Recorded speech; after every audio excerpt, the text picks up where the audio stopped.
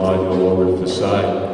In addition to that, we've identified all potential driveways or small turnouts where we can allow the personal vehicle in an emergency situation to come up, park there while we move the module by, and then the personal vehicle in an emergency situation can continue to the hospital. And we'll be developing a specific plan as we go through Moscow to make sure that people in Moscow and from outside Moscow have good access to the emergency room at the hospital. The plan is based on the largest and heaviest module that you saw on that previous chart, and all other smaller or less heavy modules will follow the same route and guidelines outlined in the plan. The estimated travel speeds of the module trailer is based on a route reconnaissance of experienced heavy haul drivers. These are the same drivers that moved our test validation module on US 12. And from that recent experience, we noted that we're very conservative in the speed we had for the winding roads, and actually we traveled at a slightly faster speed, but still safe nonetheless. And for normal traffic, we used the posted speeds in our calculations. We also used peak traffic volumes that was provided from IDT. And what we did here for the route is we took a year's worth of data, and these are automatic traffic recorders that record traffic volumes every hour of the day for each day of the month and each month of the year. From analyzing that data, you'll see a chart later on, we identified what's the peak hourly traffic along the road. And based on the travel speeds, we were able to estimate when we would come to different parts along the road. Like, we're estimating that we'll get into Moscow about 1 a.m. in the morning from starting at 10 o'clock in Royston. This is just a simple map showing the route through Moscow, and we've got more details ones that are coming up. And so this one is just an overview map. We have maps, Google Maps, for each of these locations noted here as we go through Moscow. And this is the hospital area here where we'll get to that sheet, and then north of Moscow, and then right up to the top. This is when we're just entering Moscow, when you're going to a 5-lane section of road. And what we'll do is we'll move the module down the middle of the road. We'll place cones on each side, and traffic will be able to flow on the outside of the module, and both going north and south. We used this same plan as we went through Orofino on US 12, because they have a 5-lane section of road. We used the middle 3 lanes, and the 2 outside lanes were used by eastbound and westbound traffic in that situation. We're on US 95, it would be southbound and northbound. The next Google map here is where we get into where you have the one-way going north through Moscow, and you have the south one-way coming from the north. And we have flaggers here to control the traffic and move on through. Here is a Google photo of the map showing the hospital here, and Lewis Street as well. And so coming in here, there is a tree there that is hanging out over to on the right-hand side of the road. But there's 3 lanes here, so we can move the module more over to the left as we get around this tree and this tree, and then we swing it over to the right-hand side. And before we get to this point, we'll be on the right side of the road. And so if there was an emergency vehicle or a personal vehicle in an emergency situation, it could get by us on the westbound side of the lane to get into the hospital. Once we pass this entrance to the hospital, we would move over to this side of the lane and check to make sure there was no emergency vehicle or personal vehicle in an emergency situation coming down 8th Street, so it could turn and go north and come around and enter the emergency crews from the different spots in the hospital. And so we would go on, and then also on this, if someone came up at, we didn't see an emergency situation, there's no trees that would hinder our path from staying to the right-hand side of the road. And so the vehicle would go on the west side and up around and into the hospital. And we'll be talking more with the hospital administration on this plan to make sure we understand the entrances to the hospital well enough that we ensure access to the emergency wards at all times when we're traveling through Moscow. Then this is at the top end where you start to combine the northbound one-way with the southbound one-way. And then we go up, and this is just a maneuver to get the traffic over this way and that way, so you have a 5 lane going out of the city of Moscow. And then here it's the same thing as we were coming in, where we have 5 lanes. We set up cones, so you have 1 lane of traffic going north, and you have 1 lane of traffic going south. And then up here at Rodeo Drive, where the 4 lanes merge into 2 lanes, we'll have a traffic stop there to make sure that all the oncoming traffic clears before we start going on the next segment of our trip. This is at milepost 3, roughly 373. This is where we'll park over the day. We'll get here around 4 a.m. in the morning. This is what we call the extended park. It's 285 feet long and 60 feet wide. So the module is well off the road during the daytime and has no impact on traffic going north and south on the road. This is what we call the key traffic management metrics for US 95. And there's 2 things we're plotting here. One is the maximum number of following vehicles are waiting, and this is the blue line. Based on the traffic volume data, which I'll show you a bit later, this is the number of people that will be waiting at any one point in time before they are allowed to move. We have one peak here of about 17 vehicles waiting that we'd have to clear, and that's based on that early start coming out of Moscow. That if we delayed it a bit, this peak would drop down. So we still need to work on that. But then the green line is the critical one. This is the maximum delay, traffic delay in minutes based on our calculations. And you can see they're well below 15 minutes all along the route. This is from coming out of Lewiston, and this is up to Coeur d'Alene. And we have 3 points here, you can call it 4, that are slightly above 10 minutes. The rest are ranging, well, some are as low as 2 minutes, but the majority of them are between 5 and 10 minutes. This is probably hard to see, so if you got a handout, it'd be easier to look at. This is what we call the automatic traffic recorder volume data that I mentioned earlier that we got from ATD, from their website. And what we have here, this is for the ATR,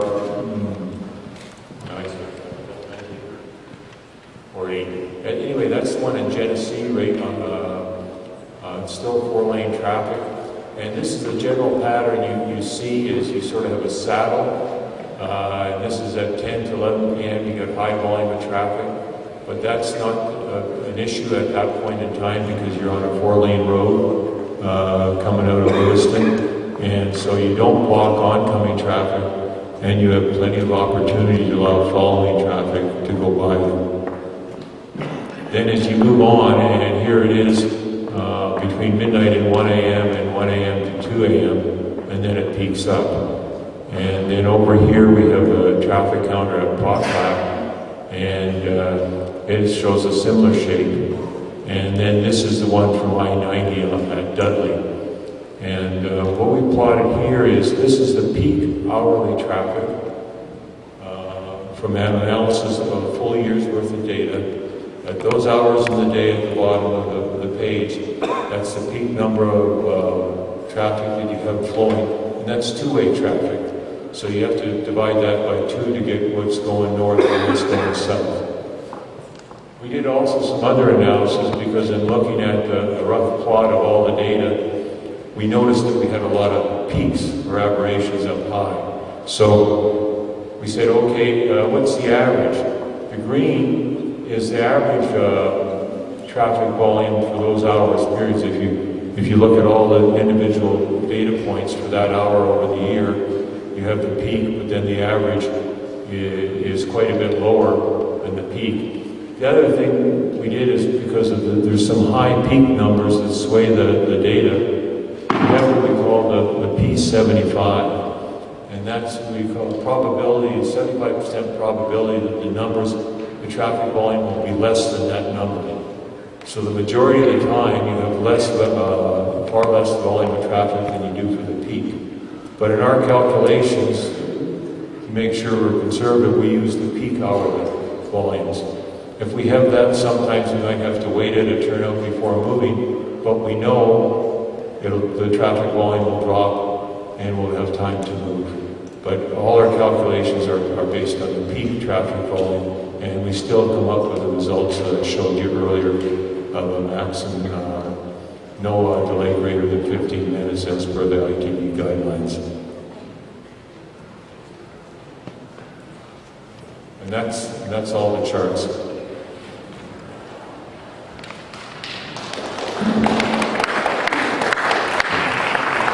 We're going to hold questions until after we've had a chance to hear from the Idaho Transportation Department representatives. Did you have something you'd like to present? I don't think I really have anything to present. I haven't seen a traffic control plan or a permit application at this point, so this was my first run-through of the presentation as well. So.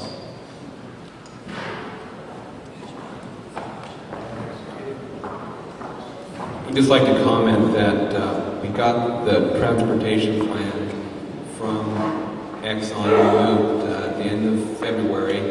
We've done a preliminary review of it. We're looking forward to garnering comments today so that we can incorporate those and ensure we have a solid plan moving forward.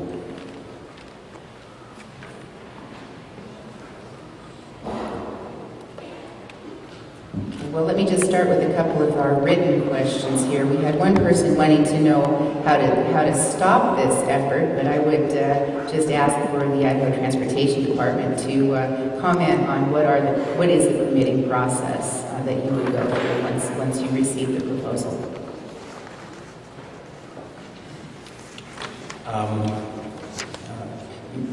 Mayor Cheney, we do have a fairly lengthy process for permitting. This is something we prepared several months ago. And the Idaho Transportation Department has a lot of discretion on issuing permits for over-dimensional vehicles and loads. We can do that. For those vehicles and loads that exceed 20 feet in width or 150 feet in length, we typically require a traffic control plan. And there's a lot of steps that have to be completed in that traffic control plan. We require that there be a description of the vehicle and load, and that's the applicant's responsibility to identify the type of the over-dimensional vehicle and load, which is to be moved on our highways. We also require that weights and dimensions, height, width, length, and the weights all come into that so that we can, as an engineering department, we can analyze this for the structures and the pavements along the route. The applicant may also be required to submit schematic drawings as a part of that process and submit those to the department for analysis. There's also a certification that the vehicle load is non-divisible. And the applicant is to submit to us a certification prepared in conformance with our administrative rules. We ask that they provide routes, including local roads, if any, on which the vehicle or load is requested to move. And we like those in milepost to milepost description on all the roads which they propose travel. And the local routes may also be described in a junction-to-junction kind of method. There's a certification required for that there was a route analysis completed. The applicant is required to submit a narrative describing the process of determining that the route requested is the best alternative for moving the vehicle or load from its point of origin to its destination. There's an engineering review in which ITD reviews the schematic drawings, performs an engineering analysis, and determines if the vehicle and load can move safely and conveniently along the proposed route without compromising our infrastructure. The traffic control plan I mentioned earlier will be required for these, and the traffic control plan contains at least 4 elements. I think it's 5 elements. Certification plan was prepared by a licensed engineer or a certified traffic control supervisor. Provides us with locations and mileposts where the vehicle and load can pull over to allow traffic relief. How escort vehicles and traffic control personnel are to be utilized. Identification of any railroad tracks being crossed and the emergency contact information for the governing entity over those railroad lines. And a procedure for allowing emergency vehicles or private vehicles responding to an emergency to navigate around the vehicle load when necessary. There's a district review. After a review, ITD district personnel will approve or deny all elements of the traffic control plan, and they may require additional elements to be included as needed. There's time of travel and restrictions that may be required on the permit. The applicant may request travel times in its traffic control plan, subject to the district review, but the department will restrict travel time and other travel elements in conformance with our administrative rules and processes. There's a validation done of the height, width, length, and weight of the vehicle or load. Those weights and dimensions are all validated by ITD personnel or certified by an independent third party. There's a safety inspection performed. All transport equipment is inspected and passed by ISP or other safety personnel for conformance with applicable federal motor carrier safety regulations. We also ask that there be an acknowledgement that the applicant acknowledges that when issued, any overlegal permit may, at the discretion of the department, be revoked if the vehicle or load fails to comply with permit requirements or other unanticipated conditions arise that appear to make the move unsafe. The permit or permits may be reinstated when the department is assured and satisfied of conformance to the requirements or that the unsafe conditions have been mitigated. There may be an insurance or bonding requirement. That is outlined also in our administrative rules. The applicant acknowledges that at the discretion of the department, evidence of insurance or posting of a bond to protect the public infrastructure investment may be required. And after all of those steps are completed, there will be a decision made. So that's the ITD process. This one is working, okay. Let's get a lineup of some of the folks who are here who signed up to speak. Our first speaker will be Norm Metzger, and we have you come to the microphone here in the front. We have a record of your address here, and just let us know what's on your mind. Try to hold your remarks to 3 minutes. We do have a timer here. And then in the wings, we're going to have Ron Sack, and then we'll go to another written comment and then get somebody else lined up for the next speaker. Mr. Metzger.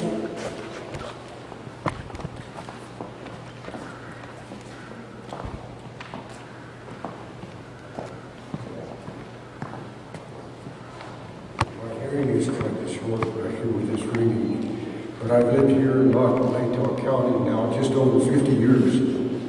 Out of that, I spent 10 years on the highway. The rest of that time was basically home construction here in the city of Moscow County. I'm very much in favor of these megaloads going through. This is what makes the growth. There is a formula by which we can use, which is we have to accept the fact that determines the growth factor not only of our community but also of the whole country. All you have to do is count the number of girls who are going to graduate from high school every year. They want their own little apartment, they want their house, they want a car, all these things that determine our growth. And it's very necessary that we have this kind of growth in our community. Thank you. Let's please hold up. Let's not do any applause tonight so we can just allow people to speak and everyone can have a turn. Dr. Sack? I'm Dr. Sack. I'm a registered structural engineer in the state. My question is technical to ITP. These bridges, I assume, have been designed for HS 10, 15, or 20, which is the American Association of Standard Transportation Highway Officials. So I'm wondering, I see your loads are 5 times bigger than the biggest load, and your loads are 5 times longer. And this has, of course, the nugget is, what's the axle arrangement, what's the wheel loads, etc. And my question is, how do you reconcile this load on these bridges that were designed for much, much lesser loads?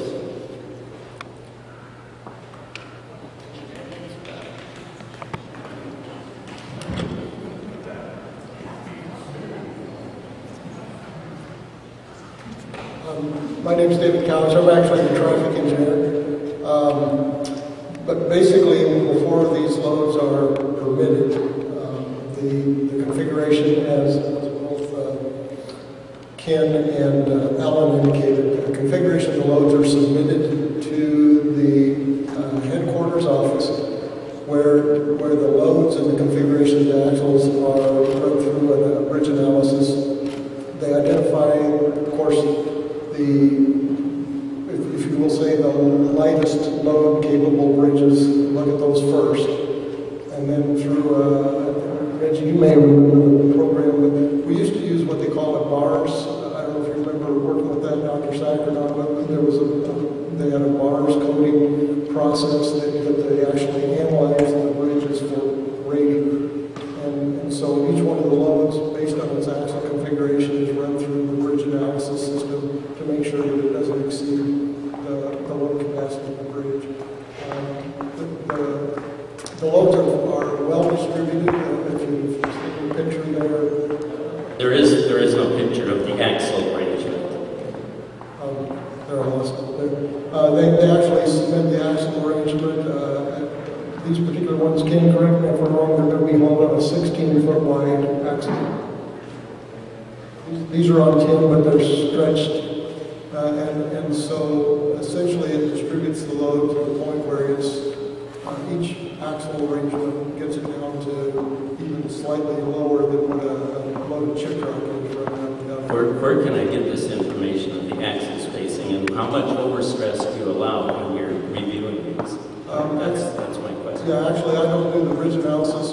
Dr. Sack, we allow our bridge section to do that, but we can definitely get you a copy of what the axle configurations look like if you'd like to see them. And we'll try to hold our responses to 3 minutes if we can too, so we have a chance to get everybody up here tonight. I just want to add to that, we're currently funding a bridge analysis through Reggie Phipps's group with Forest Grant. And we're looking at what would be the maximum load, because there's some bridges that when we first looked at, we needed do a more detailed analysis.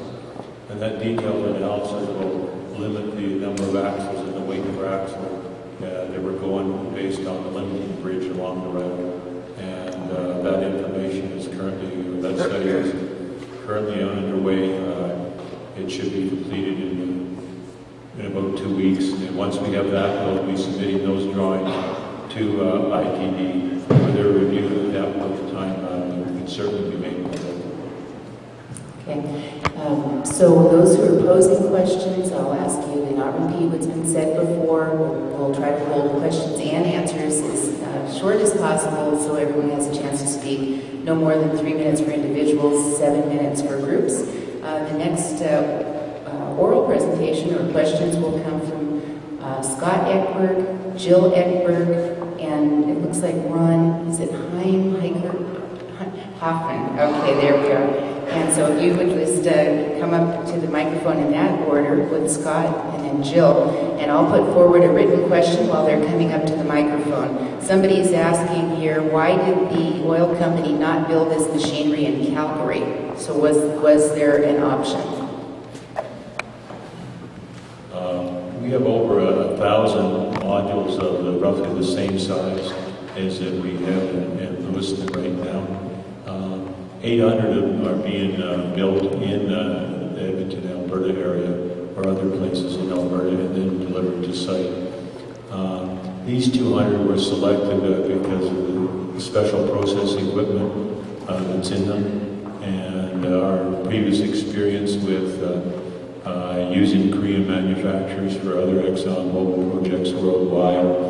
And also at that point in time, the economy in Alberta was very overheated, and there was a concern that we didn't want to build all the modules in one facility in Alberta to give us flexibility. And so it was a combination of factors which we used to select the 200 modules that we've been built in Korea. Ms. Edwards?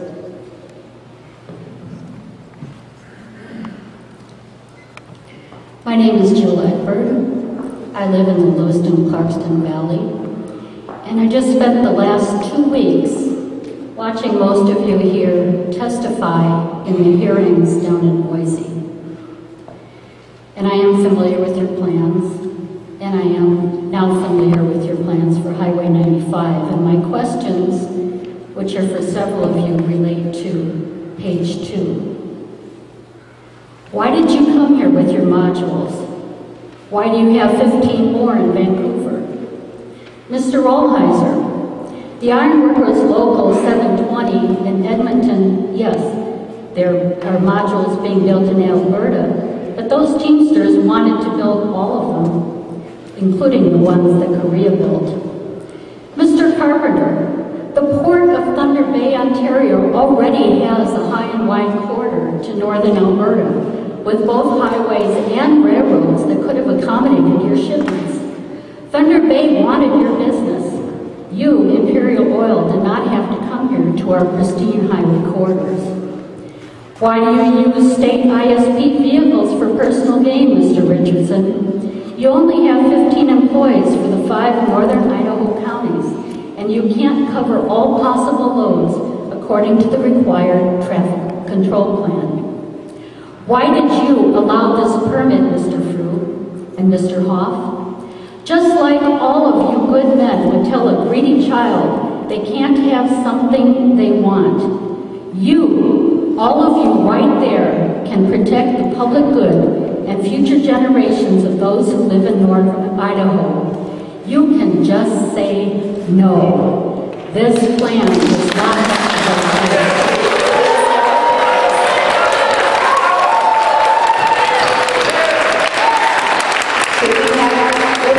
order of respect for our panelists and for our presenters, please, no plus.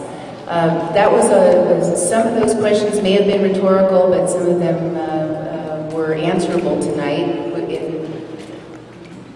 Ms. Eckberg, I wasn't taking notes on that one, but for those of you who would care to respond down the row there, pertaining to the routes chosen.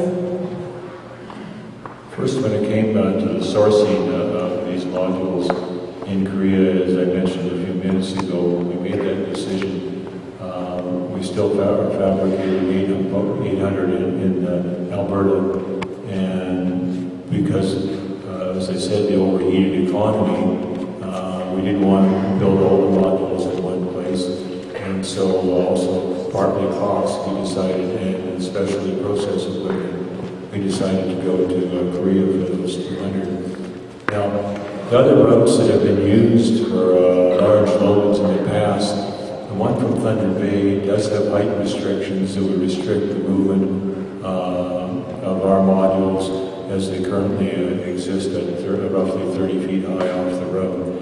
And so that was the reason why that route wasn't selected. The 2 questions, I think I